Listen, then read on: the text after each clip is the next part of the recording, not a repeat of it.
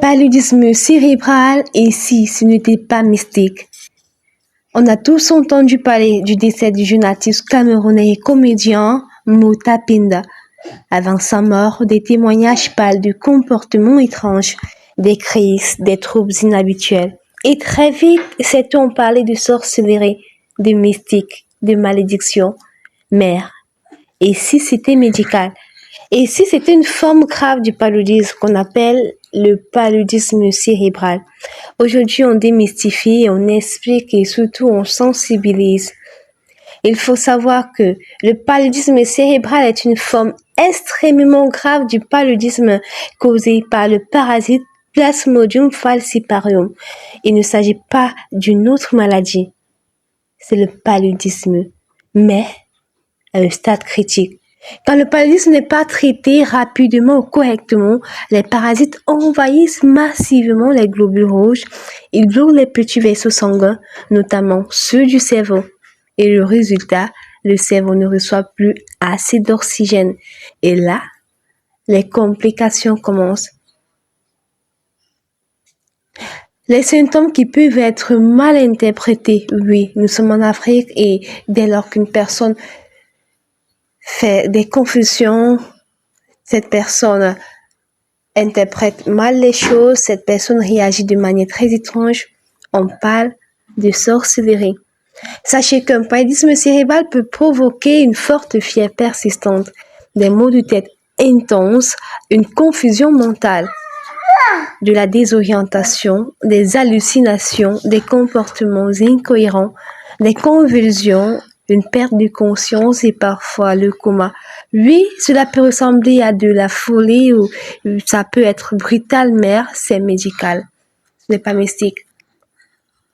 Vous vous demandez certainement, j'ai parlé du paludisme qui atteint un état grave. Vous vous demandez certainement, mais comment on arrive à ce stade? Sachez qu'il y a plusieurs facteurs qui peuvent conduire un paludisme simple à se transformer en un paludisme cérébral au point d'atteindre le cerveau. Nous avons en premier point l'automédication. Nous avons le traitement incomplet, nous avons le mauvais dosage des médicaments, un retard de consultation, une résistance du parasite aux médicaments et parfois même un système immunitaire très affaibli.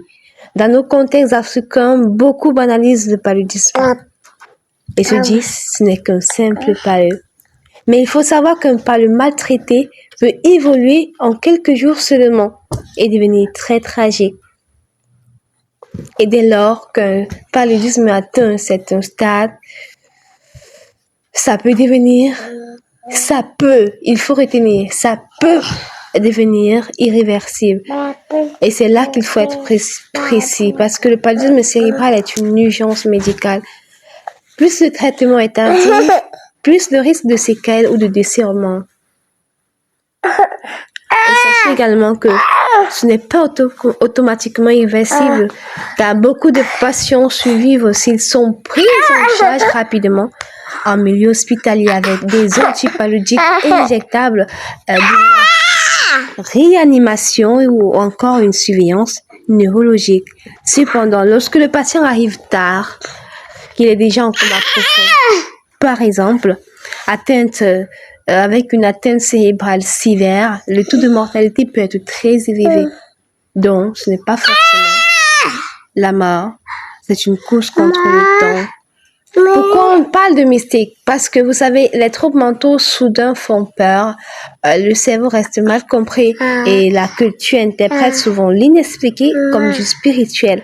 Mais dans beaucoup de cas médicaux graves, la science explique ce que la peur mystifie. Démystifier, ce n'est pas manquer de respect, c'est sauver des vies. Retenez ceci, au Cameroun, le paludisme tue encore chaque année. Et parfois, ce n'est pas la pauvreté qui tue, c'est le retard, c'est la banalisation des symptômes, c'est l'ignorance. Et si quelqu'un présente une forte fièvre avec des troubles de comportement, des confusions, une confusion brutale, ce n'est pas le moment d'appeler un marabout, c'est le moment d'aller aux urgences, immédiatement.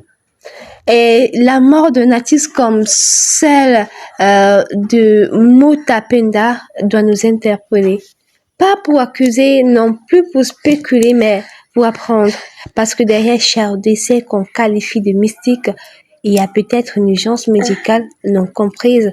Le paludisme cérébral existe, il est réel, il est dangereux, mais il peut être combattu.